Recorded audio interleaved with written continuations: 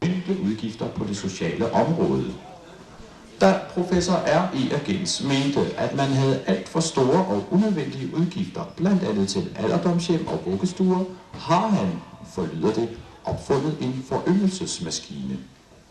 Vi har i aften den store ære at præsentere dem for professoren og hans fantastiske apparatur.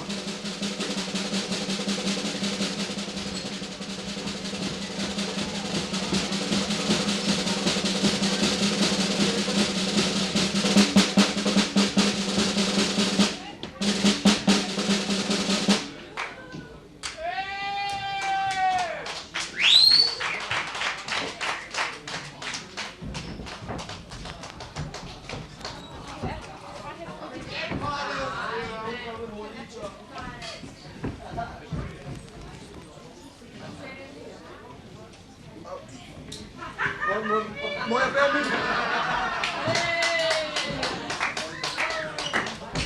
Må jeg bære min frivillige til et eksperiment?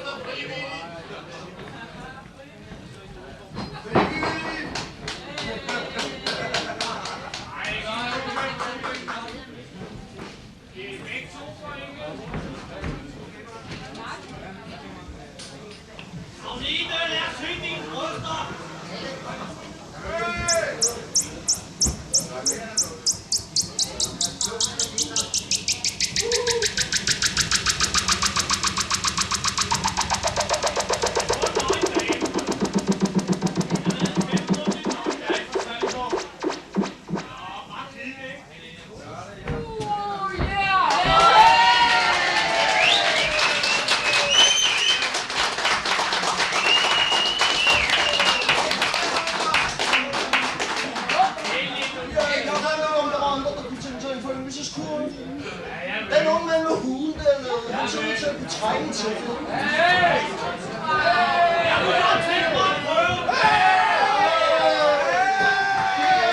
Åh, Birk!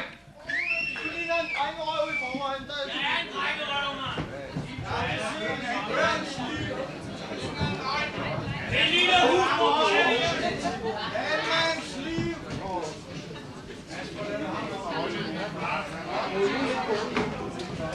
Vi ses så. Velkommen på Barsebæk, Ove!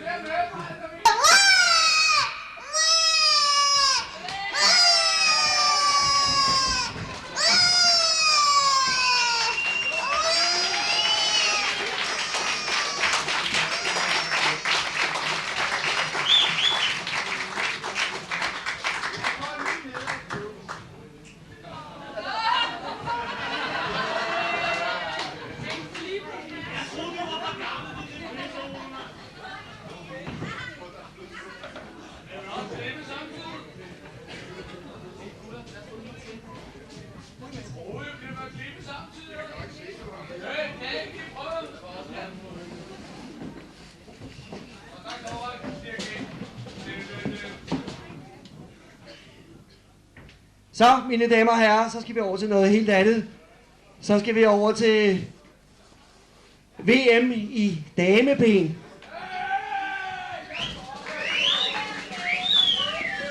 Både VM i damer og VM i mandeben. Som sagt, det er et show, som der netop har verdenspremiere. Og det er sådan set i Klub 47 i dag. Så ja, det er jo meget pænere. Det skal lidt længere ned.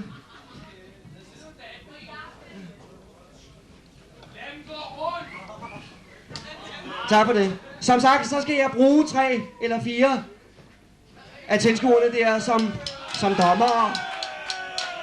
Fordi vi skal jo have givet nogle point. Og der skal vi lige se en gang.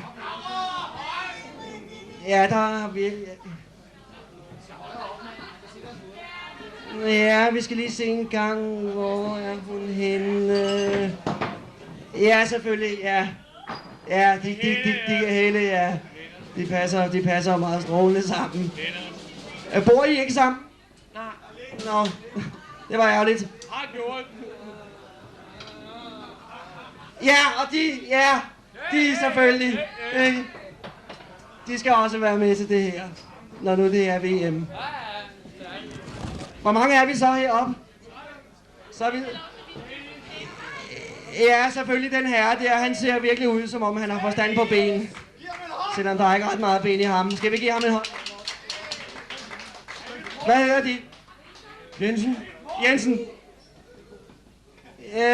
Vi skal bruge 4 stole. Hvis der er nogle af de herrer, de damer dernede på 4. række, der... Ja, og det er noget med... Jeg har udlært i det, så... De skal sidde... Nej, ikke? Nej. De skal sidde lige her.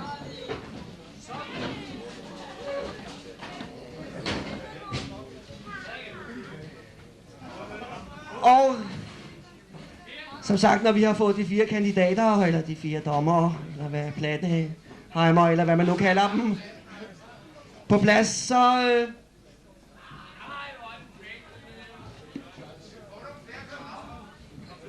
Ja. Og de skal være helt rolige, fordi... Nu skal de bare se. Hvad griner du af? Hvad siger du? Om du får nogen penge? Pointtavle? Nej. Det hele det går ud på, at når der nu kommer diverse ben ind på scenen her, så 5 point, ikke? Altså 1, 2, 3, 4, 5. Det er det højeste her.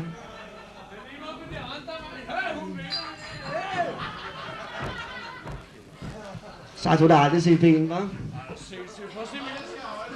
Nå! Vi skal jo lige over til at spørge lidt om... Altså have noget lidt om kandidaterne her. Hvad de laver og hvad fanden de foretager sig. Hvem de boller med. Hvad laver de? Hjemmegående husmor. Hjemmegående husmor? Nej, det var der ikke ret mange ben i.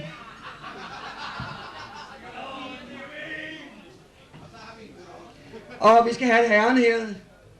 Han ser helt glad ud. Hvad hedder de? Det hedder Jensen. Hedder de også Jensen? Ja, hvis hesten hedder Gurt.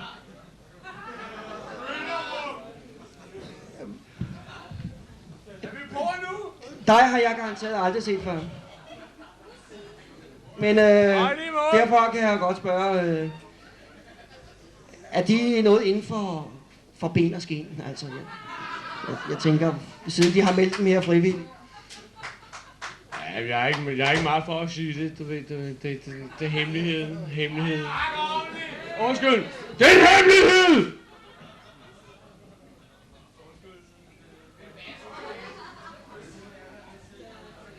I lige måde! Og så tager vi skal lige have den sidste kandidat med. Det var Lausanne, skal man ikke flytte den her? Hvad hedder de? Victoria og Kofod. Victoria Kofod. Nå. Så vil jeg godt lige spørge om en ting. Jeg håber selvfølgelig ikke, der er nogen jøder til stede her, men... Hvad er forskellen på en platfodet jøde og en almindelig jøde? Hold op! Nå.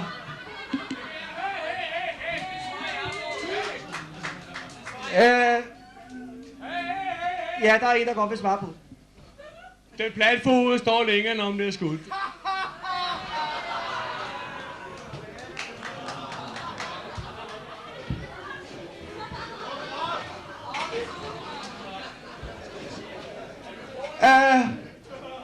Ja, er vi på nu? Vi skal lige vil godt lige have en af de deltagende her i de såkaldte 2 ben. Ja, bare det ikke er girafben, så er det okay.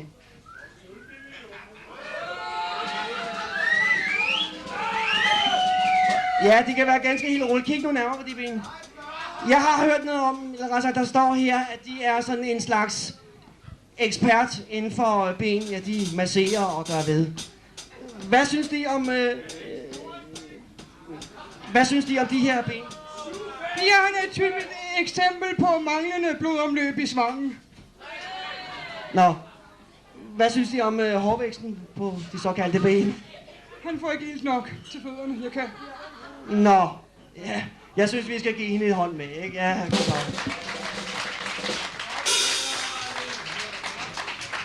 Og som de ser, mine damer og herrer, så kommer de her 179 par ben netop ind på scenen, og der har de 4 dommere altså mulighederne for, og de 4 dommere har netop chancen for at vurdere netop de her ben i gåseøjne. Værsgo, kan vi få de såkaldte deltagere?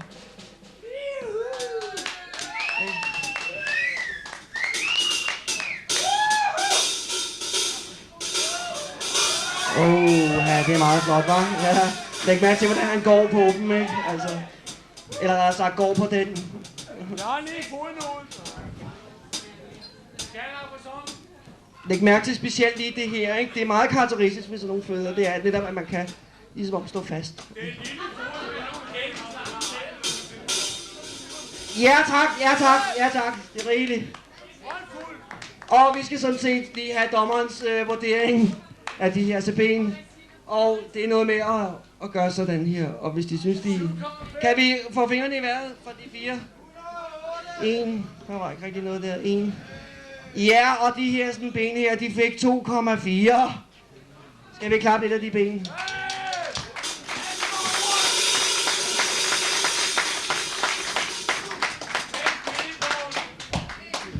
Ja.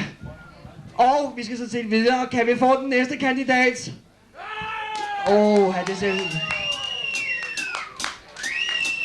Ja, det er sådan set lidt mere elegant, ikke?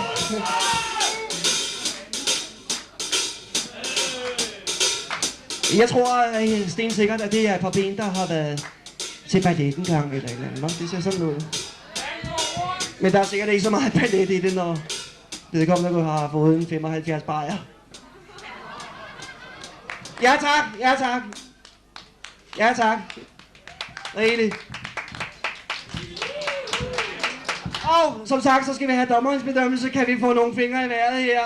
Ja, nu vælter de op her. Der er vild gang i den. Der er 2 der, der var 5, der var 10 der var 20, der var 30. Ja, fødderne det gælder ikke, altså. Det er ikke nogen anden konkurrence, det her. Hvad skal vi sige? 40? Er der noget bud? 50? Jeg siger 27,5, det må være rigtigt, ikke? Og skal vi give de her par ben, ikke? En hånd med? Ja! Yeah. Og så inden jeg vil gå videre, så vil jeg godt lige have lov til at præsentere min trommeslager her, og hans band hedder og selvfølgelig Hammer og Sejl.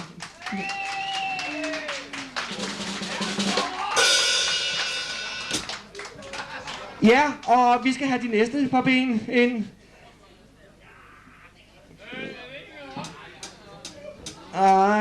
Det var lige før, det var en kvælerslange, der kom der, hva'?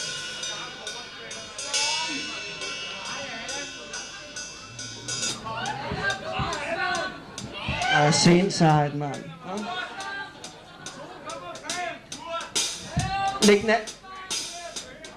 Læg mærke til, hvordan knæet ligesom er formet på, ikke? Det er jo ikke hver dag, man ser på knæ. Ja tak, ja tak. Selv en slange fra Afrika kunne have gjort det bedre. Ja, og vi skal selvfølgelig over på dommernes fremragende tavle. Ja, må vi se en gang. Der er 5, og der er 1 der. Har der haft fingrene i maskinen? Hvad? Der er 5, ja. 10,5, ja. Det ved jeg sgu. Ja, okay. Det var lidt skuffende, ikke? Det sagde hun også i går. Så tror jeg har ikke rigtig tal på det her, fordi det er jo egentlig sådan set en prøve. Det er jo ikke hver dag, man holder VM i ben. Så jeg skal lige høre, om der er et par flere ben. Så kan vi jo selvfølgelig præsentere den næste.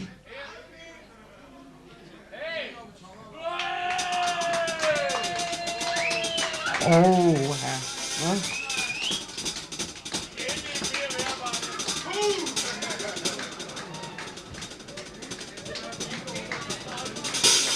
Det kunne selv en topfotomodel fra Paris ikke have gjort bedre, det der. Læg mærke til, hvordan disse fødder netop er slanket ud. Ikke? Altså. Ja tak, ja tak. Det er elendighed, har jeg ikke set i mange år. Ja tak, ja tak. Det er rigeligt.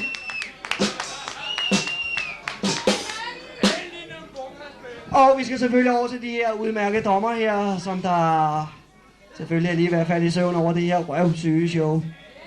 Men vi skal selvfølgelig lige have nogle point her. Og kan vi få tændstikkerne i vejret?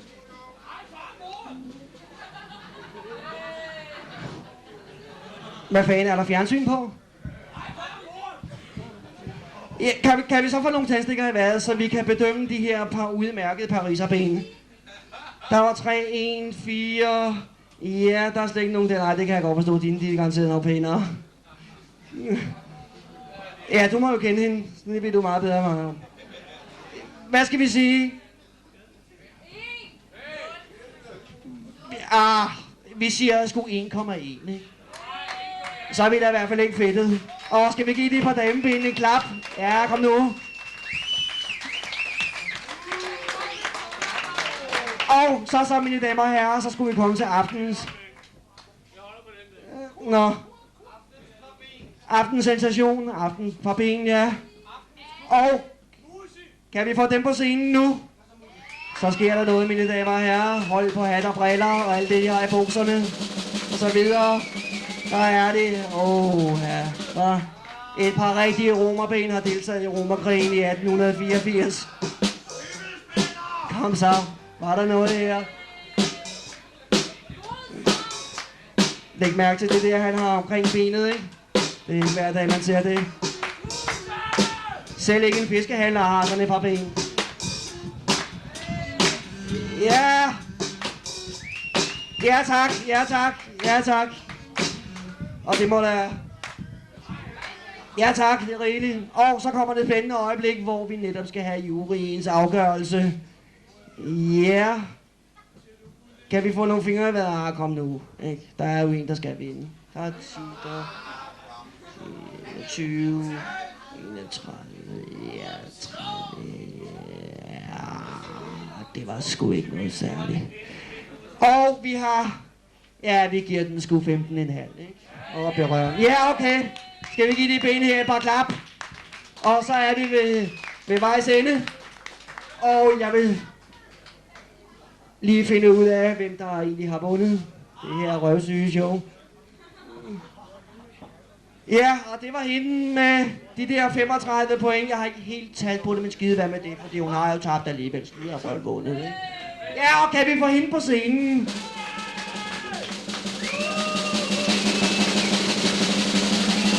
Ja, hvad siger det så, mine damer og herrer, hva'? Årets sensation i 47. Og som præmie har jeg selvfølgelig en flaske hvidvin, så vedkommende vil styrte den. Værsgo. Og skal vi give hende en hånd med, hva'? Det var virkelig overraskende. Man kunne ikke engang se, hvem det var, men kun hendes ben.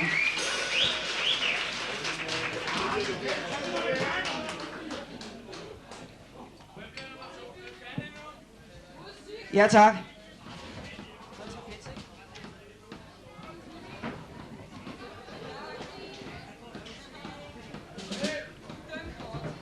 Så set, mine damer og herrer, så skal vi over til noget helt andet. Så skal vi over til noget trapez. Og disse to unge mennesker, som der vil udføre et trapeznummer, det er i tredobbelt salmotale. Bare loftet holder. Og jeg vil så, de har optrådt overalt på jorden, overalt i ungdomsklubber, selv på Sværbørnskoloni har det været. Og som sagt, her har vi dem, mine damer og herrer, The Flying Trapez. Skal vi give dem en hånd?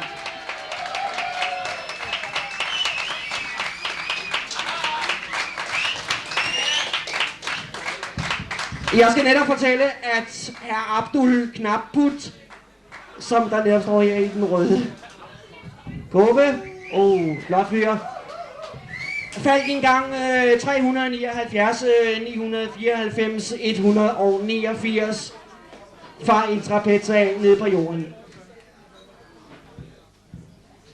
Ja, læg mærke til Stine. Læg mærke til, hvordan han pudrer sig. Enhver kvinde ville beundre den form for pudning.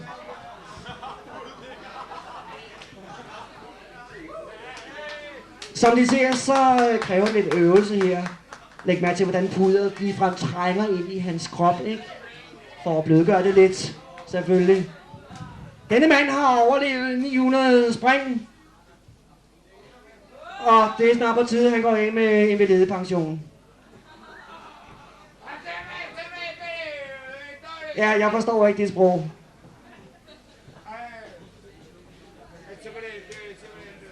Som sagt, så skal vi netop præsentere det her verdenskendte tredobbelt. Ja, det plejer jeg også at sige, når jeg går på brænsen. Tredobbelt. Men de plejer netop at udføre det her show med bind for øjnene. Men, mine damer og herrer, det sker netop her i aften. Nej, fordi at de vil netop gøre det i bælragende mørke. Og det vil sige, at vi skal have det her lys lukket. Og så har de netop fundet ud af, at de vil... der er ikke rigtig noget lys i den her. Udføre det her spring med 2 Nefa-blændere.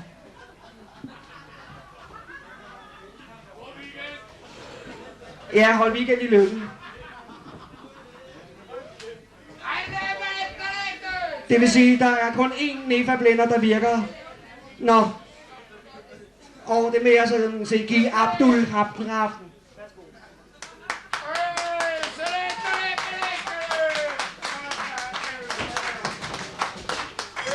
Så har vi helt glemt at præsentere hans smukke medkompagnon, og det er selvfølgelig en ganske almindelig dansk pige fra Lolland Falster, som hedder Trine, og det er sådan set anden gang, hun er med i det her show. Så ja, og sidste gang, ja. Forhåbentlig ikke. Så mine damer og herrer, hold på hat og briller og alt det, vi har i bukserne, og pas på løse tænder. Nu kommer det, og vi skal have slukket lyset. Ja, og kan vi ikke få slukket mere lys? Der skal være bælragende mørkt. Til det, mine damer og herrer, de kan kun se Nefa-blænderne. Hvad er det, der sker?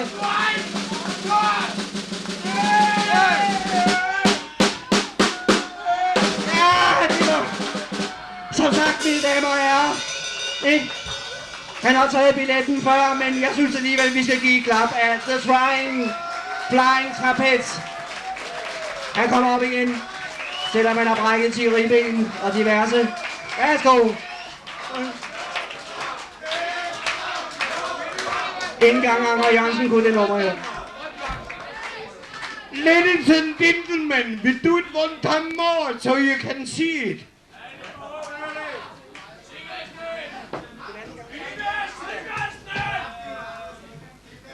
Og som sagt, de er ikke helte, men de vil prøve